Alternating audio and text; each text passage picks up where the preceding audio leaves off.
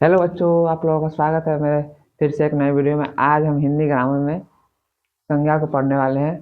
संज्ञा किसे कहते हैं, संज्ञा क्या है, संज्ञा के कितने प्रकार है और प्रकार के परिभाषा। तो आइए सबसे पहले हम देखते हैं संज्ञा किसे कहते हैं। संज्ञा किसी व्यक्ति,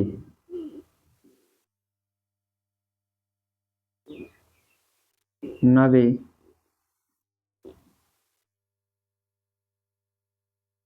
स्थान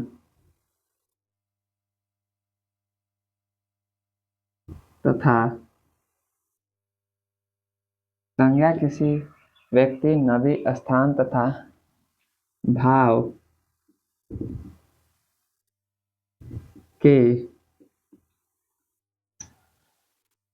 नाम को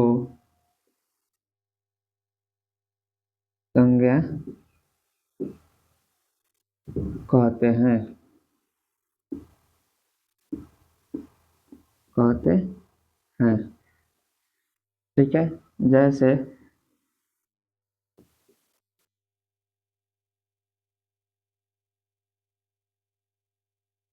राम विहार,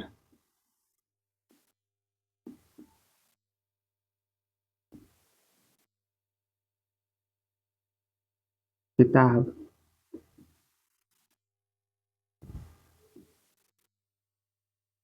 इत्यादि।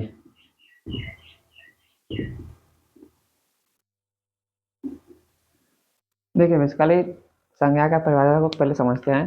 संज्ञा किसी व्यक्ति, नदी, स्थान तथा भाव के नाम को संज्ञा कहते हैं। ठीक है। उसके उदाहरण में हम लिखे हैं जैसे कि राम, बिहार, किताब इत्यादि। देखिए इस दुनिया में हम जितना भी वस्तु है जिसको हम आंख से देख रहे हैं या महसूस कर सकते हैं या फील कर सकते हैं, उसको हम संज्ञा बोलेंगे। जैसे कि देखिए ये मार्कर है, हम इसको आंख से देख रहे हैं, इसको टच कर पा रहे हैं, तो ये एक संज्ञा का उदाहरण है।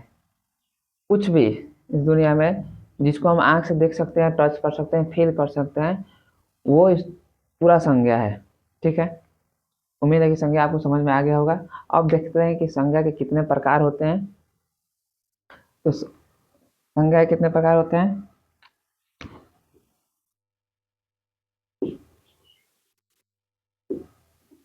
संज्ञा के कितने प्रकार होते हैं।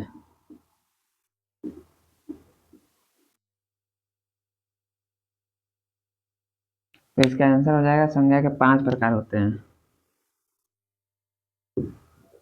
संज्ञा के 5 प्रकार होते हैं। ठीक है। इसको पहले आप लोग नोट कर लीजिए, फिर हम संज्ञा के 5 प्रकार का नाम लिखा देंगे, फिर उसके एक एक करके पर पांचों प्रकार का परिभाषा और उदाहरण के साथ आप लोगों को समझाएंगे। सबसे पहले इसको नोट कीजिए।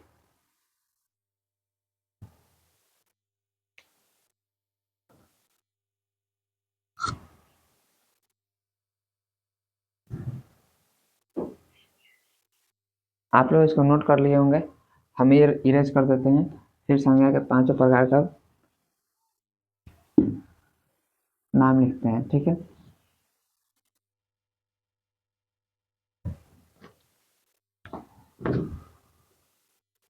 संज्ञा के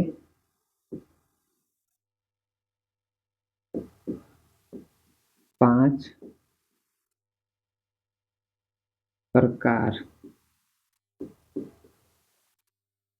होते हैं।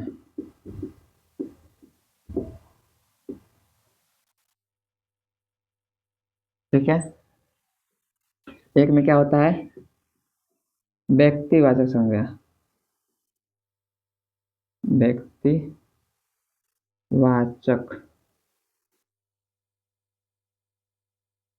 संज्ञा। दूसरा में क्या होता है, समूहवाचक संज्ञा।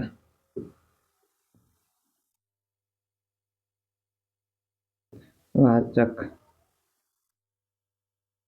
समूहवाचक संज्ञा। उसके बाद क्या होगा, जातिवाचक संज्ञा। जातिवाचक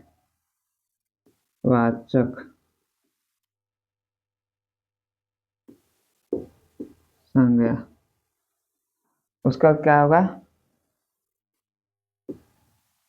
चौथा द्रव्य, द्रव्यवाचक संज्ञा। व्यक्तिवाचक, समूहवाचक, जातिवाचक, द्रव्यवाचक। एक हो पांचवा क्या हो जाएगा, भाववाचक, भाववाचक संज्ञा। देखिए संज्ञा के पांचों प्रकार का नाम हम यहाँ पे लिख दिए हैं। एक होता है व्यक्तिवाचक, दूसरा क्या होता है समूहवाचक, तीसरा क्या होता है जातिवाचक, चौथा क्या होता है द्रव्यवाचक, पांचवा क्या होता है भाववाचक। तो ये संज्ञा का प्रकार है। तो हम आगे समझेंगे कि व्यक्तिवाचक संज्ञा किसे कहते हैं और व्यक्तिवाचक संज्ञा होता क्या है। फिर उसको आगे समझेंगे कि समूहवाचक संज्ञा किसे कहते हैं, समूहवाचक संज्ञा क्या होता है। और उसके बाद आगे समझेंगे कि जातिवाचक संज्ञा किसे कहते हैं, जातिवाचक संज्ञा होता क्या है। फिर उसका आगे समझेंगे द्रव्यवाचक संज्ञा क्या होता है, भाववाचक संज्ञा क्या होता है। सबसे पहले इसको आप नोट कर लीजिए, फिर हम पढ़ाएंगे कि व्यक्तिवाचक संज्ञा क्या होता है।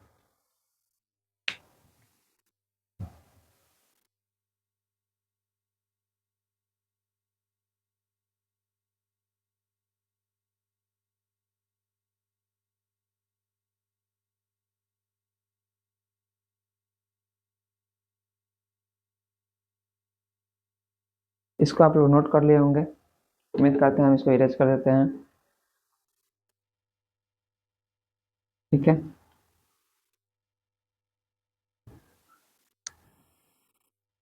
तो एक हम व्यक्तिवाचक संज्ञा का परिभाषा आज पढ़ा देते हैं, फिर बाकी चार अगले क्लास में पढ़ाएंगे, नहीं तो ये ज़्यादा लंबा वीडियो हो जाएगा, ठीक है।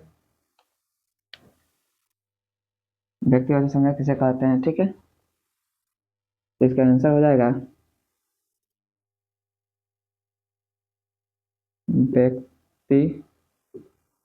व्यक्तिवाचक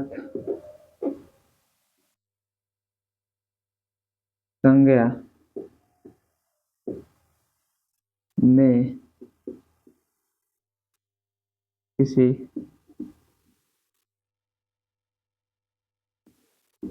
खास व्यक्ति, नदी,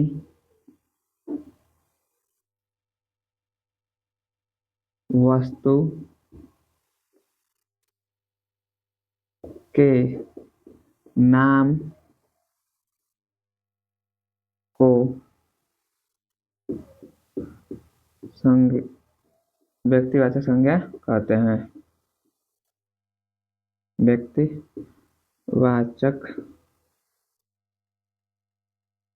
संज्ञा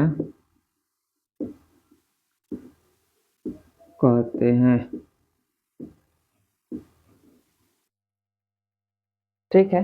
जैसे उदाहरण के लिए हो जाएगा, किसी खास चीज का नाम हो रहा है, ठीक है, किसी खास चीज का।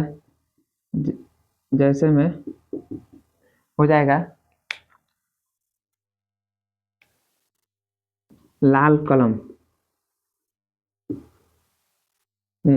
लाल लाल कलम, वही हम सिंपल कलम कहते हैं तो वो संज्ञा में आ जाएगा, क्योंकि उसमें खास कलम बहुत सारा होता है, उसमें खास नहीं हो रहा। लेकिन यहाँ पे किस खास कलम मतलब लाल पेन का बात हो रहा है, तो ये किसमें आ जाएगा व्यक्तिवाचक। हम जैसे कहेंगे मोहन, मोहन। देखिए इसी में हम कहते हैं लड़का। तो लड़का से ये समझ में आता है किसी खास आदमी का बोध उसमें नहीं कर सकता। लड़का में पूरा दुनिया का जितना भी लड़का है वो आ जाएगा। लेकिन हम कह दिए मोहन, तो मोहन जिसका नाम है वो किसी खास व्यक्ति का नाम है। जैसे यहाँ पे मान लीजिए किसी राज्य का नाम हम रख देते हैं, जैसे बिहार या पटना। पटना, पटना एक शहर का नाम है या एक जिला का नाम है। हम बोलते हैं कि जिला, तो भारत का जितना भी जिला है वो सब आ जाएगा। लेकिन सिर्फ हम पटना बोल रहे हैं तो पटना एक खास जिला का नाम है जो बिहार राज्य में है।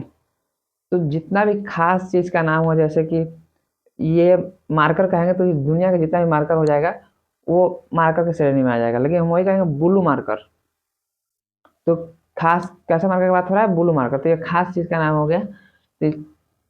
तो ये कौन सा संज्ञा में आ जाएगा, व्यक्तिवाचक में, ठीक है, इत्यादि। देखिए आज के लिए इतना ही रहेगा। फिर इसके आगे नेक्स्ट वीडियो में हम लोग पढ़ेंगे 4 प्रकार जो बच गया है, जातिवाचक, समूहवाचक, भाववाचक और द्रव्यवाचक। द्रव्यवाचक समझेंगे क्या होता है, उसका प्रकार समझेंगे, मतलब जितना भी होता है उसके उदाहरण के साथ समझेंगे, जितना भी प्रकार बच गया है।